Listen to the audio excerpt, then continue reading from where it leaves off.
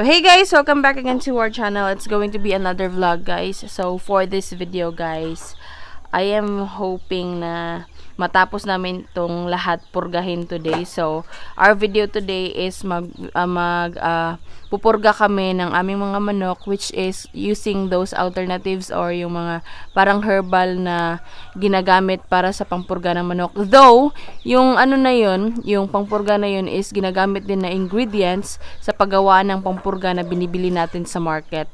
So yung sinasabi ko po guys is yung ating, ayan, ito siya, nanonotice niyo siguro na para siyang yung kanyang puno nito is parang niyog. So, eto sila.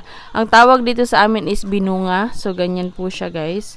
So, meron siyang perfect na itsura kung saan nyo makukuha. Kasi, hindi siya lahat like kung makakita kayo ng ganito tapos yung bunga, hindi siya lahat magagamit. Kasi, merong iba yung matitigas. Kung sa ating niyog is gumagamit tayo ng mga pwedeng pang buko, pwedeng yung pang gata. Ito, meron din to siya guys. Yung iba kasi matitigas na. So, yung ginagamit namin is ganito. Or yung kadalasan ginagamit talaga is ganito. So, ayan yung ginagawa po ng partner ko. Yan yung nasa loob ng kanyang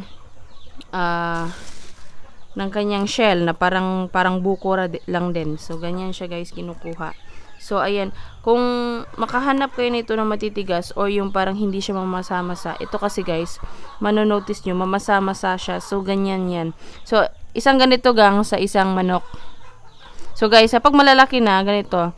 Sa isang ganito, isang manok na mga tagti 3 months pataas na, pwede mo na siyang ganituhin.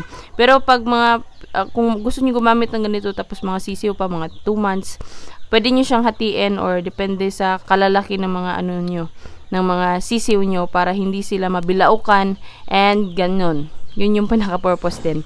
So, papakita ko rin sa inyo later kung ano yung kaibahan ng mga ganito tsaka yung mga matitigas na talaga. Papakita ko yan later kasi kumuha rin ako ng ganun. So, eto na lang yung gagamitin namin kasi medyo marami na yung manok and mas mapapagastos kami kapag individual na astig yung gagamitin namin. Though, I still recommend those guys kapag meron naman kayong budget, you can make use of those pangpurga kasi yun naman talagang ginagamit namin before.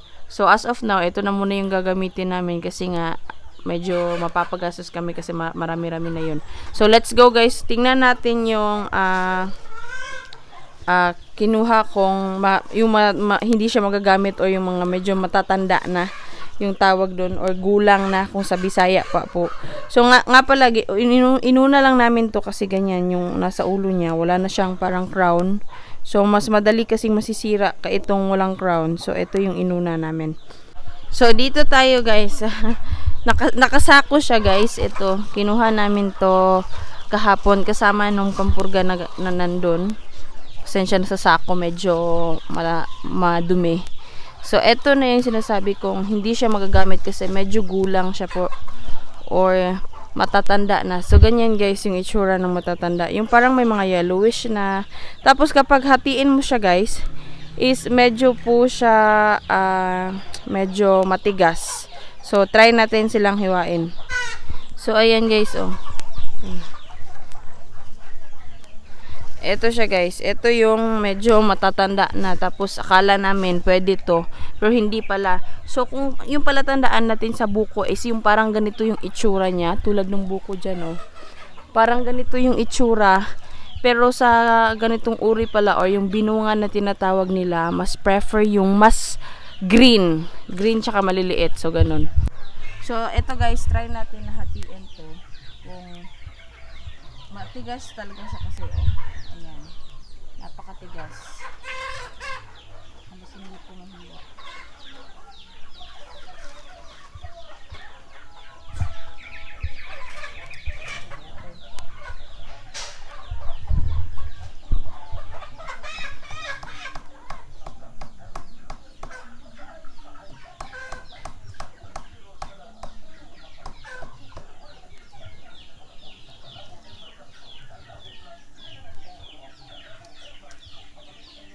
Ayan guys, ito yung sinasabi ko guys na matitigas na or yung medyo gulang na po siya at hindi na siya pwedeng pampurga. Though pwede siya pampurga, pero medyo kasi pag nasa ano na to ng manok natin, nasa bibig na to ng manok natin, baka kasi mabilaukan tsaka hindi mag-pass yung ating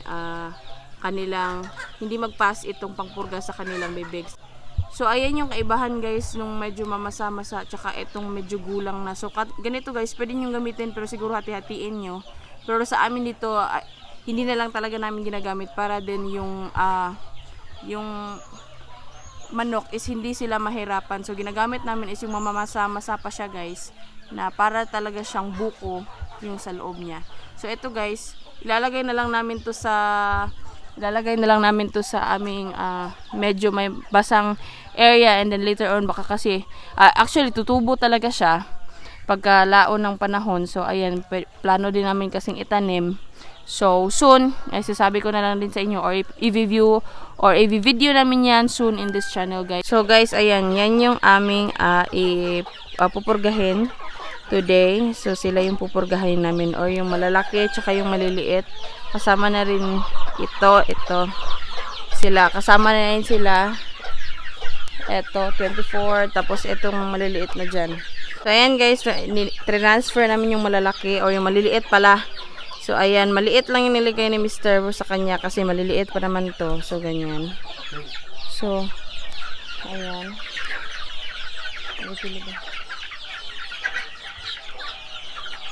Ayan. Yan yung pangalawa natin.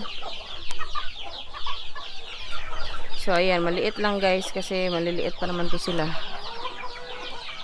Ayan.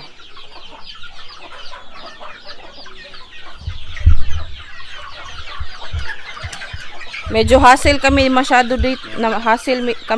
guys kasi marami-rami sila. Tapos wala na kaming kulungan. So maybe next time magpapagawa na kami ulit. Kasi marami na nga sila.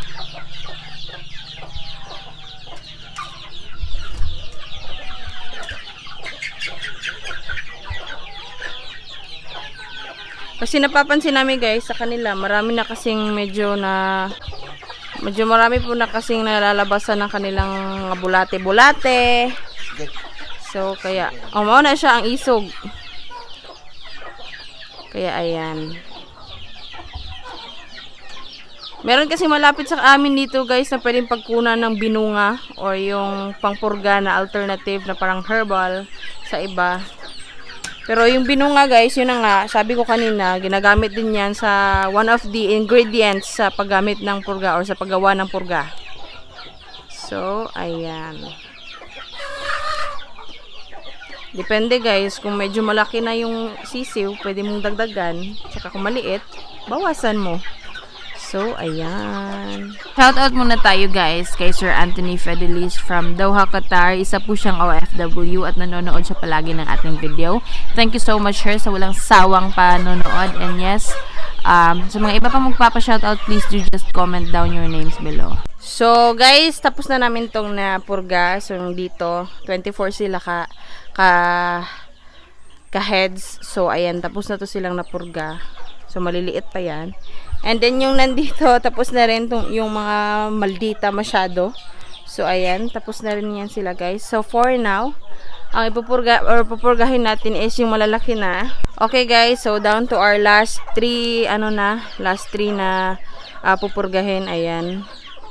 So malalaki na kasi yan guys, kaya medyo marami na yung binibigay namin. So ayan, dagdag bawas lang ang ating tip dyan. Kung medyo malaki yung manok, lakihin nyo o ramihin nyo yung pagbigay. So ayan guys, yung nandyan sa loob is tapos na silang lahat. Hindi na kami nag-video kanina. So ito, last 3. So nga pala, yung dalawang yan, iwan namin yan na babae. Or gawin namin yung inahin dito na manok. So ayan guys, para ma-contain namin yung kanilang, para ma-contain namin yung color. Para ma-contain namin yung color ng aming mga native chicken dito, nagpapaiwan kami ng at least 1 to 2 colors bawat inahin na meron kami dito. Bawat color na meron kami dito, at least 1 to 2. Kasi nga po, matanda na yung iba. So, yung mga mama nito or yung kanilang mga nanay is medyo expire na yung kanilang egg, or hindi naman tipong hindi talaga napipisa. Medyo konti na lang, maliliit na yung itlog. So, yan yung kailangan na namin palitan. So, yung mga anak nila, so ayan, yung mga color na ganyan is iniiwan namin para bagong ano na naman. So, eto guys, medyo talagang malaki tong, malaki na siya. Malaki yung kanyang katawan. So, ayan.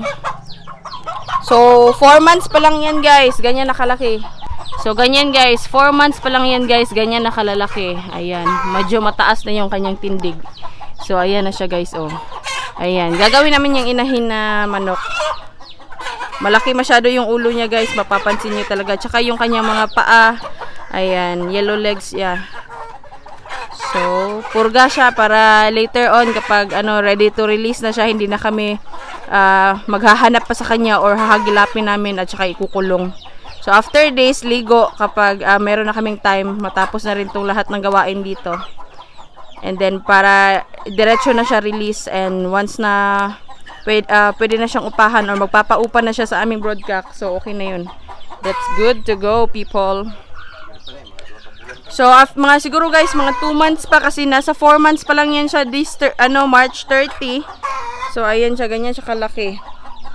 So, after 2 months pa yan, mga siguro by April, mga May or June, ganyan guys, pwede na yan magpaupa. So, ayun yung ating video for today guys. Ayan, natapos na natin lahat, accomplished na. So, yun na nga, we're planning to expand kulungan, o magpapagawa pa kami ng mga kulungan kasi kulang na talaga guys.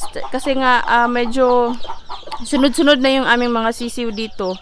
So, ayan, later on, ililipat na rin yan kasi hindi yan na yan pwede dyan na palagi. Kasi nga, malalaki na rin. So, yung dito, yung sinasabi ko na pure.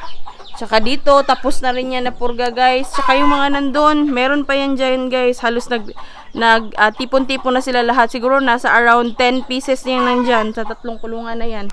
Tapos dito, hindi na rin available yung kulungan dito kasi meron na. Dito, meron na rin. Tsaka yung dito sa ilalim guys, yung maliliit namin. Bago lang namin to binaba, kahapon pa ata. So, ayan. Yung mama nila, yung nanay nila is yung mga tungko na black. Sila yung nanay nito guys. So, ayan, nandito na sila. Kahapon namin to binaba guys. So, yun na nga ang ating tip for today, o yun na ang ating pagpupurga for today, as of today. Kasi nagpurga na talaga kami ng alternative na pampurga kasi medyo magastos, and yan naman yung ating aim in this channel na magkaroon tayo ng budget friendly na pagkain, pangpurga, vitamins and everything sa ating mga manok. So, ayan. So, i-review nga muna natin yung guys. Meron kasi akong kinuha na similya nung ganyan. Meron akong kinuha na similya niyan doon sa kabilang bahay or doon sa kapitbahay namin. Tapos, tinanim ko dito. I don't know kung mabubuhay to or what. Pero, nandyan siya. Ayan, tinanim. Parang ganyan yung kanyang dahon, guys. Para siyang, kung tutuusin, para siyang niyog talaga. Kapag maliliit pa. So, ganyan yung kanyang itsura ng ating pampurga ng ating manok na herbal. So, update nga pala sa azola, kahit konti lang. Ganyan na yung karami yung azola namin, guys. So, ayan. So, dito na lang din yan siya para... Ayan, magkatabi lang. So, makagamit tayo o makakonsume tayo ng space kahit papano. So, ayan guys, sinuhuli na nga pala yung yung 5. Nag-iwan kasi kami ng 5 kasi baka may bumili. Tsaka nagpurga lang din kami kasi yung iba medyo, yung mga katawan nila is medyo mahalata muna na. Hindi masyado ganun kaganda. So, ayan, nagpurga kami. So, kapag walang bumili ng 5 dyan later, is pupurgahin namin yan mamayang gabi. So, ayan. Huli-huli na lang tayo para ilagay doon sa ating kulungan. Ayan. Okay. Ayan na nga guys. Ayan, tapos na silang purgahin. Ayan. Ito yung pinakamaliit dati guys. Kaya ko to tinatawag na bunso. Ayan siya. Siya yung pinakamaliit dati, kaya tinatawag kong bunso. Tsaka yung, sana yun? Ito. Ay, hindi ko alam. Tsaka yung pala, ito, Yan si Nano, kasi maliit din yan noon.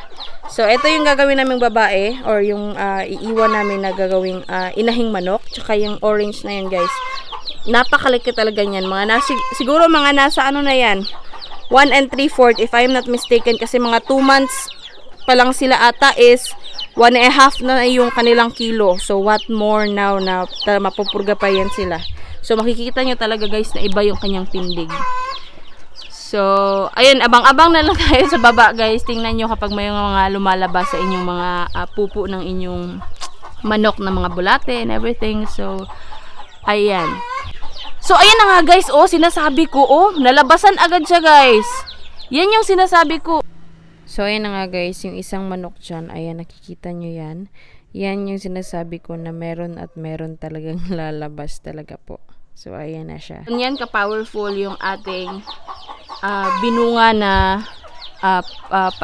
purga na alternative. So, yun na nga, siguro nga kasi kapag sa binunga, hindi na siya napaprocess, which in terms of, ano naman, yung mga mabibili mo sa market, na-process na siya, kumbaga, hindi ko naman sinasabi na hindi siya mabisa, pero there's a thing na, kumbaga, process na siya. Yun na nga sinasabi nila, di ba?